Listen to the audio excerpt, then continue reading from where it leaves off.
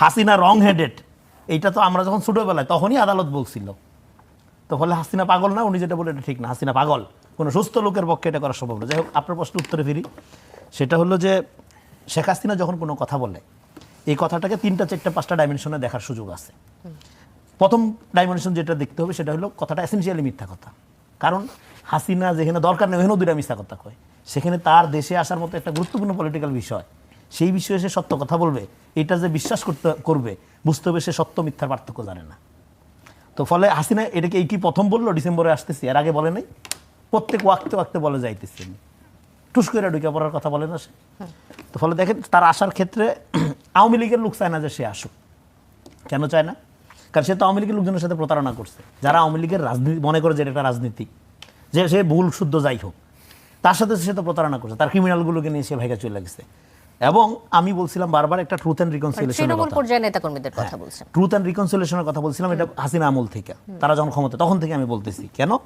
যাতে ক্রিমিনালদের আলাদা বিচার করতে পারে না, আর যারা নিরীহ সমর্থক তাদেরকে যাতে আমরা একটা রাজনৈতিক প্রক্রিয়ার মধ্যে দিয়ে গ্রহণ করতে পারি। সেটা না করে তারপরে যখন একটা নির্বাচনের দিকে আমরা গেলাম, আমি তখন বললাম যে নির্বাচনটা দেন, এবং নির্বাচনে যদি নৌকা মার্কা বা আওয়ামী লীগ না থাকে, এই নির্বাচনটাই একটা পুনর্বাসন প্রক্রিয়া হিসেবে কাজ করবে, হুইচ ইজ ট্রু। এই ইলেকশনে জামাতের এমপিও বলেছে আওয়ামী লীগ তাকে ভোট দিয়েছে, বিএনপির একাধিক লোক তো স্বীকার করেই যে আওয়ামী লীগের লোক তাদের ভোট দিয়েছে। ফলে আওয়ামী লীগের লোক যারা ছিল, ভোটার, বাংলাদেশের নাগরিক যারা অপরাধ করে নাই, তারা দাঁড়িপাল্লার, তারপরে ধানের শীষ এবং অন্যান্য যে মার্কা নির্বাচন হলো এই কয়েক মাস আগে, সেই নির্বাচনে ভোট দেওয়ার মধ্য দিয়ে একটা পোস্ট আওয়ামী পিরিয়ডে তারা নিজেদেরকে নিয়ে গেছে, এবং তারা তাদের মতো করে এক ধরনের সেটেলমেন্টের মধ্যে চলে আসছে। ফলে এখন হাসিনা তাদের এই যে সুখে থাকা, ভালো থাকা, শান্তিতে থাকা, এইটা তার সহ্য হচ্ছে না। এই কারণে সে বারবার বলতেছে, হ্যাঁ, পলিটিক্যাল পার্টিগুলো কি এই যে আওয়ামী লীগের যে সাপোর্টার যারা রয়েছে, তৃণমূল পর্যায়ে নেতাকর্মী, তাদের ভোটের জন্য কি পলিটিক্যাল পার্টিগুলো চেষ্টা করেনি? আমরা তো অনেক সময় দেখেছি ভাগাভাগি চেষ্টা করেছে, তো এটাই তো বললাম আমি, চেষ্টা করে সফলও তো হয়েছে। ভোটের পার্সেন্টেজ কত ইলেকশনে? 65-র উপরে। তো আওয়ামী লীগের যদি ভোট না দিলে এত পার্সেন্টেজ কোথা থেকে আসে? তো ফলে ভোট দেওয়ার মধ্য দিয়ে একটা পোস্ট আওয়ামী উত্তর যুগে বাংলাদেশ প্রবেশ করে গেছে। সেখানে সেই হুশ হাসিনা নাই। হাসিনা যদি আক্কেলমান হইতো এলেকশনের আগে দেশে আসতো, এসে সারেন্ডার করতো, এবং হাসিনাকে দেশে ফিরবে কি? সে তাকে দেশে ফেরানোর জন্য তো এখানে আন্দোলন হয়েছে ইন্টারিমের আমলে। বাংলাদেশের মানুষ তার বিচার চায়, সেটা তো একটা গণদাবি। তার ফেরা না ফেরার ইস্যু না। এখানে রুমিন ফারানা বললো তার ফিরতে কোনো বাধা নেই, কথাটা এমনভাবে বললো মানে যে মেহমান তাকে বরণ করার জন্য এখানে বৈশা রয়েছে। বৈশা রয়েছে এখানে বরণ করার জন্য, আইন, আদালত, বিচার প্রক্রিয়া, ওয়েটিং, সেটা সমস্যা নেই। ফলে এইটা একটা ডাইমেনশন। আরেকটা হলো যে এখানে শেখ হাসিনা আপনার একটা গ্লোবাল বার্ডেন। ভারত তাকে বিভিন্ন জায়গায় ডাম্পিং করার চেষ্টা করছে, লন্ডনে চেষ্টা করছে, দুবাইয়ে চেষ্টা করছে, কিন্তু কেউ এই জিনিস নেয় না। এত বড় দেশ রত্ন বাড়াইছে তারা, তাই না? এই রত্ন আজকে ঘুরে বেড়াচ্ছে, কেউ নেয় না, এই রত্ন গ্রহণ করে না। তো ফলে এখন এই রত্ন যদি সে একটা ফয়সালা না করতে পারে, বাংলাদেশ ভারত সম্পর্ক তো আগাচ্ছে না, অথচ একটা ওয়ার্কিং রিলেশন তো লাগবে। এখন ভারত চায় যে একটা ওয়ার্কিং রিলেশন বাংলাদেশের সাথে করতে হবে, না হলে আজকে কলকাতা দেখেন আছে মাথা চাপড়াইতেছে, ব্যবসা বাণিজ্য লাটে উঠছে। তো আপনার এখন এই ওয়ার্কিং রিলেশনের জন্য বাংলাদেশের দিক থেকে শর্ত কি? বাংলাদেশের দিক থেকে শর্ত হলো যে আমরা অবশ্যই ভারতের সিকিউরিটি, নিরাপত্তা এগুলো দেখার জন্য আমরা আন্তরিকভাবে চেষ্টা করব। তাহলে চেষ্টা কখন আমরা আন্তরিকভাবে করবো? যখন ভারত আমাদেরটা করবে। এখন আমার কনভিক্টেড আসামি, তারে আপনি ভিআইপি মর্যাদা দিয়ে পরিপোষণ করেন, লালন পালন করেন, তারপরে আপনি যদি আবার আশা করেন যে আপনার দেশের জন্য এখানে কোনো হুমকি ধামকি তৈরি করে এরকম কোনো অপরাধী এখানে কোনো আশ্রয় পাবে না, আমি সেটা শক্ত হাতে দমন করব, সে আশাটাই তো আপনি করতে পারেন না। কারণ আপনি আমার প্রধান কনভিক্টেড আসামিকে আপনি ভিআইপি মর্যাদা দিয়ে রাখতে পারছেন। ফলে এটা ইন্ডিয়া সিকিউরিটির জন্য থ্রেট হয়ে দাঁড়াইছে এখন শেখ হাসিনা। এই জন্য এখানে আরেকটা হলো, হাসিনা যদি এখানে বিচারের জন্য ফিরুক, যে কারণেই ফিরুক, সে একটা ইন্ডিয়ান অ্যাসেট আকারে ফেরত আসবে, ইন্ডিয়ান প্ল্যান আকারে ফেরত আসবে, এটা ভারতের স্বার্থে ফেরত আসবে। হাসিনার রাজনীতির মধ্যে বাংলাদেশ বলে কোনো ইস্যু নেই। এটা একটা, এবং এটা বাংলাদেশের, এটা হাসিনার এই দিল্লিতে দাফন হওয়া, যেটা সালাউদ্দিন সাহেব বলছেন, তার এই জেন্দা দাফন আর কি, এখন তো মারা যায় না, হায়াত মত আল্লাহর হাতে, তার এই যে জেন্দা দাফন দিল্লিতে, এই জেন্দা দাফনটা কোন স্বার্থে হয়েছে? ভারতের স্বার্থে। তাকে যদি ফেরানো হয় এখানে, ভারতের স্বার্থে ফেরানো হয়। আচ্ছা, কয়েকদিন পর শেখ হাসিনার এই যে ফেরার ঘোষণা আসে, এই ঘোষণাগুলো যে আসে, এর কারণ কি আপনার কাছে মনে হয় যে কোনো ধরনের ব্যর্থতা আপনি চোখে পড়ে? যে গণ-অভ্যুত্থানের শক্তি যারা রয়েছে তাদের কোনো ব্যর্থতা? না, গণ-অভ্যুত্থানের ব্যর্থতা সফলতা বলে কিছু নেই। গণ-অভ্যুত্থান সফল করছে বাংলাদেশের জনগণ। গণ-অভ্যুত্থানের একক শক্তি বলে কিছু নেই। গণ-অভ্যুত্থানের ক্রেডিট বিএনপিরও না, জামাতেরও না, আমারও না, ক্রেডিট নিতে দেখেছি। যারা ক্রেডিট নেয় তারা গণ-অভ্যুত্থানের বিরুদ্ধে। 71-এর ক্রেডিট নেওয়ার মধ্যে দিয়ে আওয়ামী লীগের যে পরিণত হয়েছে তাদের সেটা মনে রাখা উচিত। আমি আপনাকে আপনার প্রশ্নের জন্য ধন্যবাদ। এখানে একটা সমস্যা আছে, সেটা হলো আমি 2023 সাল থেকে বলতেছি ফ্যাসিবাদ মোকাবেলার আগের ফয়সালা। সেটা কি? সেটা হলো সাংস্কৃতিক প্রশ্নের মীমাংসা করে নেওয়া। বাংলাদেশের যে হাসিনার ফেসিবাদটা এটা কিন্তু এসেনশিয়ালি একটা সাংস্কৃতিক ফেসিবাদ ছিল, কারণ পলিটিক্যাল লোকজন কিন্তু হাসিনারে তালাক দেওয়া শুরু করছে বহু আগের থেকে, সেটা আপনার 14 পরের থেকে। 14 সে যখন ইতরামি করলো 154 জন 53 জন বিনা নির্বাচনে সে সংসদে নিয়ে গেল, তখনই যারা পলিটিশিয়ান বুঝে গেছে হাসিনা আধা পাগল ছিল আর ফুল পাগল হয়ে গেছে, এটা দেওয়া হবে না। তখন অনেক লোক যারা পলিটিশিয়ান মাঠে ঘাটে আপনি খোঁজ নিয়ে দেখেন, চোর বাটপার না, যারা রিয়েল পলিটিশিয়ান, আওয়ামী লীগ তো একটা ঐতিহ্যবাহী সংগঠন, মাওলানা ভাসানী এটির প্রতিষ্ঠাতা জন্মদাতা, মাওলানা ভাসানী এই সংগঠনের অর্ধেক জানাজা ঘটাইছে শেখ মুজিব বাকশাল কায়েম করা, বাকি অর্ধেক কফিনের শেষ পেরেক মারছে শেখ হাসিনা, হ্যাঁ ফেসিবাদ কায়েম করা এই আমলে। তো যাই হোক, তো ফলে এইখানে আওয়ামী লীগের লোকজন এটা ছেড়া দেওয়া শুরু করছে। টিকায় রাখছে কারা? টিকায় রাখছে চোর বাটপার সাংস্কৃতিক বুদ্ধিজীবী এই সাংবাদিক টাংবাদিক নামধারী এই ফটকাগুলো, এই বাটপারগুলো এটা টিকায় রাখছে ইন্ডাস্ট্রি। কেন? এখানে বাণিজ্য আছে, লাভ আছে, হাজার কোটি টাকার ইন্ডাস্ট্রি এটা। এইটার উপর ভর করে যে ইন্ডাস্ট্রিটা হাসিনা টিকায় রাখছে, এই আপনি দেখেননি আপনার যখন গণহত্যা চলতেছে এখানে একদল সাংবাদিক বুদ্ধিজীবীরা বলতেছে যে অসুবিধা নেই, আপনার সাথে সহমরণে রাজি। এটা যে সতীদাহ প্রথা না, এটা তো পতিদাহ প্রথা হবে। হ্যাঁ, সতীদাহ প্রথা তো নারীরা যখন যায় সেটা হয়। হ্যাঁ, তো তারা এই যে সেখানে কোনো নারী ছিল না, বেশিরভাগ ব্যবসায়ী, হ্যাঁ, তারা যে হাসিনার সাথে সহমরণে যা রাজি হইলো, এই পতিগুলো কোথায় এখন? এই পতিগুলো রয়ে গেছে, এই পতি দেওয়া হয়নি তো, তারা তো সহমরণে যায় নাই, পালায় নেই। ফলে আপনি যে ব্যর্থতার কথা বললেন, এখানকার হাসিনা চলে যাওয়ার পরে আমি যেটা বারবার বললাম যে ফ্যাসিজম উইদাউট শেখ হাসিনা, মানে আমরা লেট ফ্যাসিজমের মধ্যে আছি, হাসিনা চলে গেছে আর সব একই কাঠামোর মধ্যে রয়ে গেছে। থেকে যাওয়ার কারণে এইখানে আপনার এই আওয়ামী লীগকে নিয়ে এমনভাবে কথা বলা হয়। আপনি ধরেন সিম্পলি এই ঘটনাটা যদি আওয়ামী লীগের জায়গায় বিএনপি থাকতো, এরকম একটা গণঅভ্যুত্থান হয়েছে, বিএনপি এক্সাইলে, হ্যাঁ, অবস্থা কি হইতো? আপনার গোরস্থান বইরা যেত, প্রথম কথা হইলো সব, হ্যাঁ।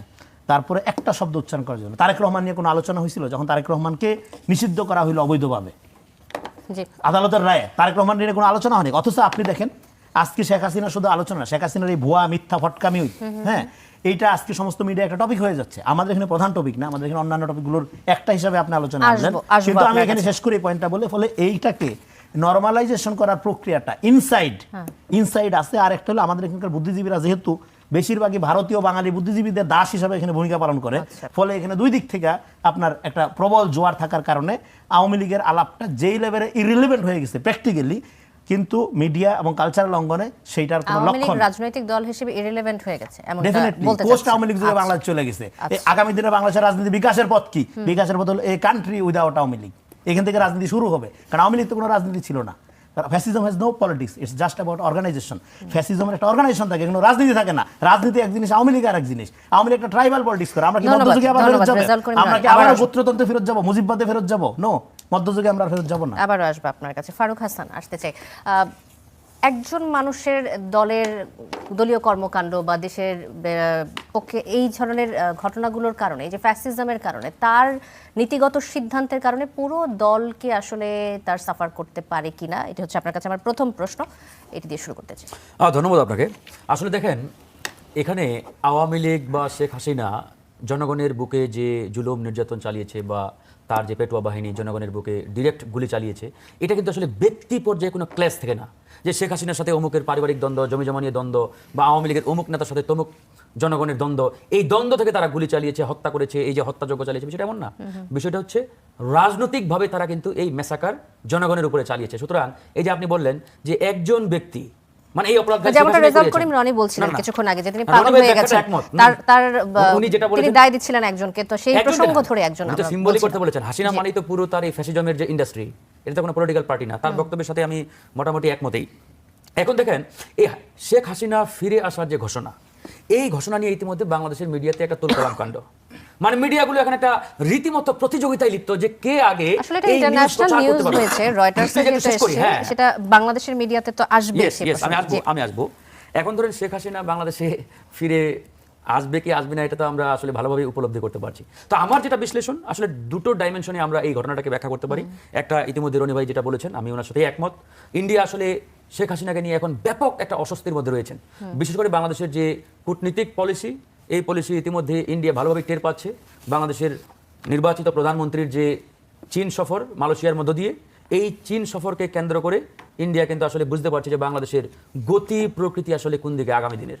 তো সেই জায়গা থেকে ইন্ডিয়া তো এটা মাথা ব্যথা এখানে থাকবে, কারণ ইন্ডিয়ার কিন্তু রেমিটেন্স আহরণের অন্যতম একটা বড় মার্কেট বাংলাদেশ, এবং বাংলাদেশ থেকে প্রতি বছর কি পরিমাণ টাকা ইন্ডিয়াতে যায়, এটা কিন্তু আমরা বিগত 17 বছর, ঠিক মানে থার্ড পজিশন। চিন্তা করেন যে ইন্ডিয়ার মতো বিশাল এক ইকোনমির দেশে তৃতীয় স্থানে কিন্তু আমরা রয়েছি, মানে মার্কেটের জায়গায়। তো সুতরাং এই যে বিশাল এক মার্কেট তারা হারিয়েছে, একমাত্র কারণ হাসিনা। সুতরাং এই হাসিনা রাজকীয় সম্মানে ইন্ডিয়াতে রয়েছে, এটা তো ইন্ডিয়া ভালোভাবে টের পাচ্ছে। তো আমার ধারণা এই অস্বস্তির জায়গা থেকে মনে হচ্ছে যে ইন্ডিয়া আসলে হাসিনাকে আর রাখতে চাচ্ছে না ইন্ডিয়ায়, এবং তারা তাকে ওখান থেকে ট্রান্সফার করতে চাচ্ছে। এখন ট্রান্সফারটা কোথায় করবে? আমি যতটুকু বিভিন্ন জায়গা থেকে তথ্য পেয়েছি, আমার খুব সম্ভবত তাকে বেলারুশ কিংবা মঙ্গোলিয়া এরকম কোনো কান্ট্রিতে খুব সম্ভবত ট্রান্সফার করার একটা মানে উদ্যোগ ইন্ডিয়া নিতে পারে।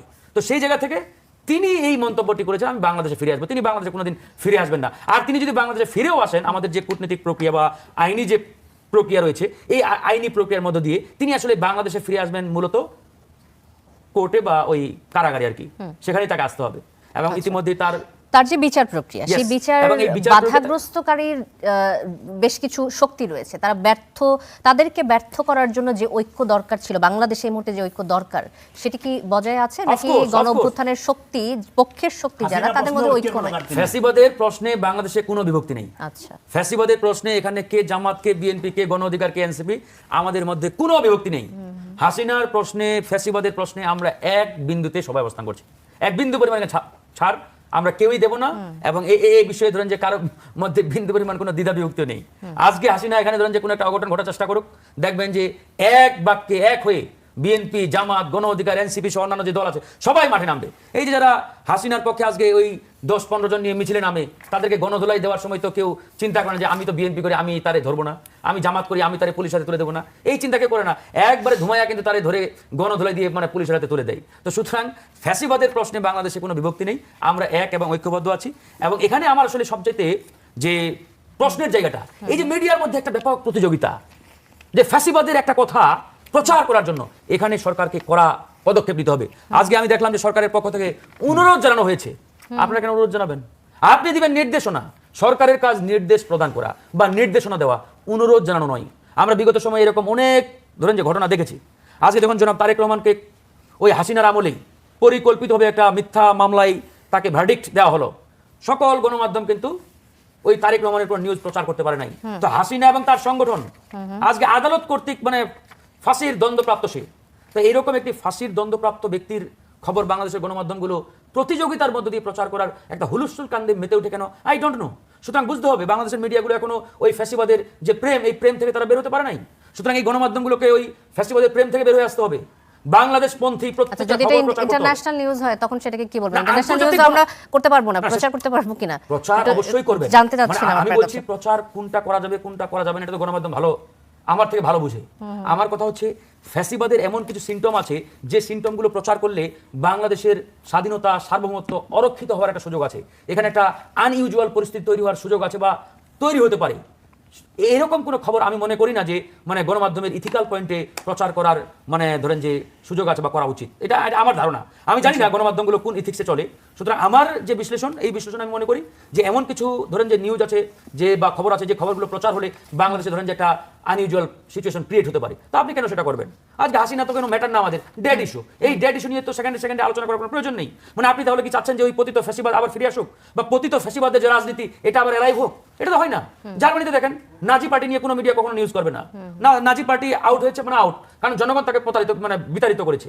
আপনি ইন্ডিয়ার ওই যে পপুলার ফ্রন্ট অফ ইন্ডিয়া নামে একটা সংগঠন ছিল, ওরাও জনগণের বুকে গুলি চালিয়েছিল, জনগণ কর্তৃক প্রত্যাখ্যিত হয়েছে।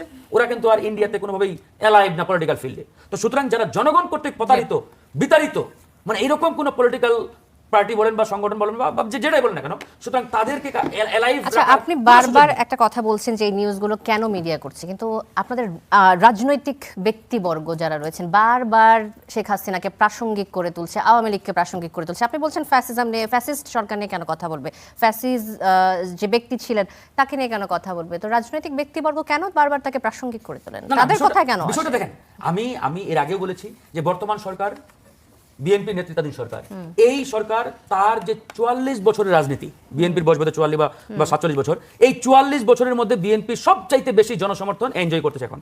মানে এত বেশি জনসমর্থন বিএনপি বিগত 44 বছরে একবারও পায় নাই, এবার যেটা পেয়েছে। বাট বিএনপির সবচাইতে 3টা জায়গায় ব্যাপক দুর্বলতা এখন, মানে এই বর্তমান রানিং গভর্নমেন্টের। নাম্বার 1 যেমন এই যে মিডিয়া সেক্টর এখনো বাংলাদেশপন্থী করার যে উদ্যোগ, এটা বিএনপি নিতে পারে নাই। মিডিয়াগুলো ম্যাক্সিমাম এখনো ফ্যাসিবাদের ওই প্রেম থেকে বেরোতে পারে না, যেটা আমি আগে বললাম।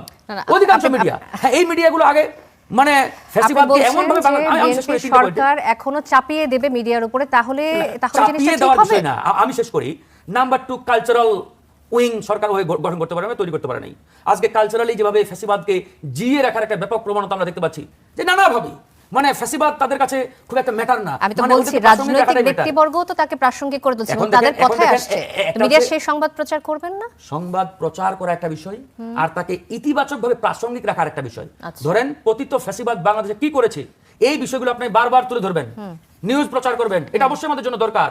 কিন্তু আপনার নিউজের রং এবং ঢং যদি এরকম হয় যে ওই পতিত ফ্যাসিবাদ বাংলাদেশে কিছুই করে নাই, ওরা ফেরেশতার মতো ছিল এবং ওরা এখনো বাংলাদেশে প্রাসঙ্গিক, জনগণদের চাই, এই রং এবং ঢঙে আপনি যখন নিউজ প্রচার করবেন তখনই কিন্তু প্রশ্নটা জাগে। জি, আমার প্রবলেমটা এখানেই, মানে প্রশ্নটা এখানে, মানে এই প্রশ্নটা আমি এজন্যই করি যে বাংলাদেশের কিছু কিছু মিডিয়া এখনো পতিত ফ্যাসিবাদকে এলাইভ রাখার জন্য পলিটিক্যাল ফিল্ডে এমন কিছু রং এবং ঢঙে নিউজগুলো প্রচার করছে, মনে হচ্ছে যে আওয়ামী লীগ বিগত 17 বছরে জনগণের বুকে কিছুই চালায় নাই, গুলিও করে নাই, জনগণকে আমার হত্যা মনে করে নাই, হয় গুমও করেন নাই, আমরা crossfire করেন নাই। যতটুকু এরকম দেখেছি একটা অবস্থা। রাজনৈতিক ব্যক্তিবর্গের প্রত্যেকটি সকল কথায় গণমাধ্যমে কথায় বলছি না। তাদের মানে তাদের অধিকাংশ কথাতেও গণমাধ্যম। আসলে উঠে আসে। ডক্টর মোস্তফা ফয়সাল পারভেজ, আপনার কাছে আসতে চাই। মুক্তিযুদ্ধ বিষয়ক মন্ত্রী আহমেদ আজম খান আজকেও বলেছেন যে ৭১-এ যাদের বিতর্কিত ভূমিকা ছিল তাদের অকপটে ক্ষমা চাইতে হবে এবং জাতীয় ঐক্যের জন্য এটা জরুরি।